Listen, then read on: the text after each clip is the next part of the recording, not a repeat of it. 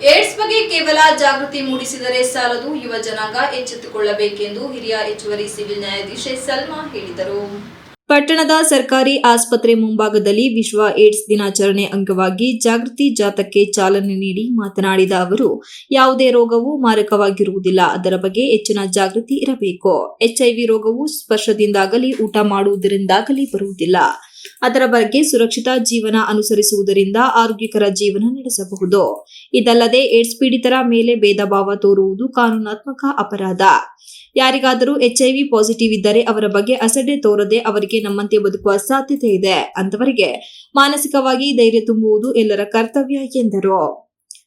ನಂತರ ಮಾತನಾಡಿದ ಆಡಳಿತ ವೈದ್ಯಾಧಿಕಾರಿ ಡಾಕ್ಟರ್ ಜಯಲಕ್ಷ್ಮಿ ನಾಯಕ್, ಏಡ್ಸ್ ಬಗ್ಗೆ ಜನರಿಗೆ ಇರುವ ತಪ್ಪು ಕಲ್ಪನೆಗಳು ಮತ್ತು ಭಯಗಳು ಈಗಲೂ ದೊಡ್ಡ ಸವಾಲಾಗಿದೆ. HIV ರೋಗಿಗಳು ಸಾಮಾನ್ಯ ಜೀವನ ನಡೆಸಬಹುದು. ಸಮಯಕ್ಕೆ ಸರಿಯಾಗಿ ಚಿಕಿತ್ಸೆ ಪಡೆದರೆ ಅವರು ಆರೋಗ್ಯಕರ ಬದುಕನ್ನು ಮುಂದುವರಿಸಬಹುದಾಗಿದೆ. ಆದಾಗ್ಯೂ ಸಮಾಜದ ಬೆಂಬಲ, ಸಹಾನುಭೂತಿ ಮತ್ತು ಸರಿಯಾದ ಮಾಹಿತಿ ಅವರಿಗೆ ಅತ್ಯಂತ ಅಗತ್ಯ ಎಂದರು.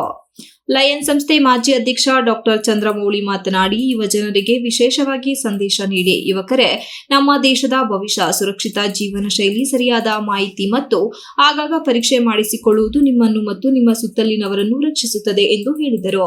ಇನ್ನು ಕಡಿಮೆ ಅಂಶದಲ್ಲಿ ಅಂತಂದ್ರೆ ನಾವು ರಕ್ತ ತಗೋಬೇಕಾದ್ರೆ, ರಕ್ತದಾನ ಮಾಡ್ಬೇಕಾದ್ರೆ ಆ ರಕ್ತ ನಾವು ಯಾವ್ದು ರಕ್ತ ತಗೊಂಡಿರ್ತೀವಲ್ಲ ಅದು ಸರಿಯಾಗಿ ಟೆಸ್ಟ್ ಆಗಿರ್ಲಿಲ್ಲ HIV ಅಂದ್ರೆ ಅದರಿಂದ ಬರೋ ಚಾನ್ಸಸ್ ಇರುತ್ತೆ.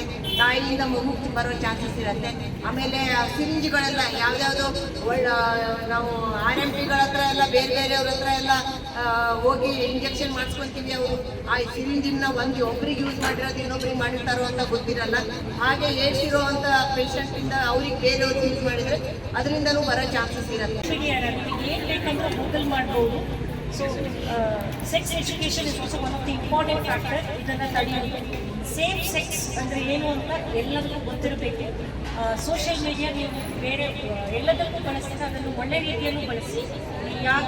ಯಾವುದೇ ರೀತಿ ಸೆಕ್ಸ್ ಲೈಕ್ ಏಡ್ಸ್ ಕಾಯಿಲೆ ಹರಡುತ್ತೆ, ಯಾವುದು ಹರಡಲ್ಲ, what is safe sex, what is not, ಅದನ್ನೆಲ್ಲ ನಿಮಗೆ ಗೂಗಲಲ್ಲಿ ಸರ್ಚ್ ಮಾಡಿದರೆ ಗೊತ್ತಾಗುತ್ತೆ. ಅಂತಂದರೆ ಅವರಿಗೆ ಯಾವುದೇ ಥರದ ಅಂದರೆ ಬೇಗ ಟ್ರೀಟ್ಮೆಂಟ್ ತೊಗೊಳೋದಕ್ಕೆ ಬಂದಿರಲ್ಲ, ಅಥವಾ ಇದನ್ನು ಈ ಕಾಯಿಲೆ ಬಗ್ಗೆ ಸ್ಕ್ರೀನ್ ಮಾಡ್ಕೊಳ್ಳೋದಕ್ಕೆ ಅಥವಾ ಟೆಸ್ಟ್ ಮಾಡ್ಕೊಳ್ಳೋದಕ್ಕೆ ಮುಂದೆ ಬರಲ್ಲ. ಏನಾದರೂ ಒಂದು ಆಯಿತು ಹೆಚ್ಚಾಚರಿ ಆಯಿತು ಅಂದರೆ ಯಾರು ಒಂಥರ ಜಿಗುರು ಮನಸ್ಸಲ್ಲಿ ಇದಿದೆ ಏನೋ ಹೇಗಪ್ಪ ತೋರಿಸ್ಕೊಳ್ಳೋದು, ಏನು ಮಾಡೋದು ಅಂತೇಳಿ ಅವನು ಇದರಲ್ಲಿ ಅವರು ಬಂದು ಟೆಸ್ಟ್ ಮಾಡಿಸ್ಕೊಳ್ಳಲ್ಲ. ಅದು ಕೊನೆ ಹಂತಕ್ಕೆ ಗೊತ್ತಾಗುತ್ತೆ. ಅಷ್ಟರಲ್ಲಿ ಅವರಿಗೆ ಟ್ರೀಟ್ಮೆಂಟ್ ಎಲ್ಲ ಸ್ಟಾರ್ಟ್ ಮಾಡೋ ಅಷ್ಟರಲ್ಲಿ ಸಾವಿನ ಹಂತಕ್ಕೆ ಬಂದು ತಲುಪಿದ್ದಾರೆ. ಈ ವೇಳೆ ತಾಲೂಕು ಆರೋಗ್ಯಾಧಿಕಾರಿ ಡಾಕ್ಟರ್ ವಿಜಯ್, ಲಯನ್ ಸಂಸ್ಥೆ ಅಧ್ಯಕ್ಷೆ ತಾರಾಮಣಿ ಸುರೇಶ್, ವಕೀಲರ ಸಂಘದ ಅಧ್ಯಕ್ಷ KL ನಟರಾಜ್, ಕಾರ್ಯದರ್ಶಿ ಸುನಿಲ್ ಕುಮಾರ್, ಶಿವಮರಿಯಪ್ಪ, ಧರಣೇಶ್, ಉಷಾ, ದಯಾನಂದ್, ಆದರ್ಶ್, ಪುಟ್ಟಸ್ವಾಮಿ ಸೇರಿದಂತೆ ಇತರರು ಇದ್ದರು. ಬಸವೇಶ್ವರ ವೃತ್ತದವರೆಗೆ ಏಡ್ಸ್ ಜಾಗೃತಿ ಕುರಿತಂತೆ ಜಾಥಾ ನಡೆಸಿದರು. Ganesh, TV 46 news Kannada, Belur.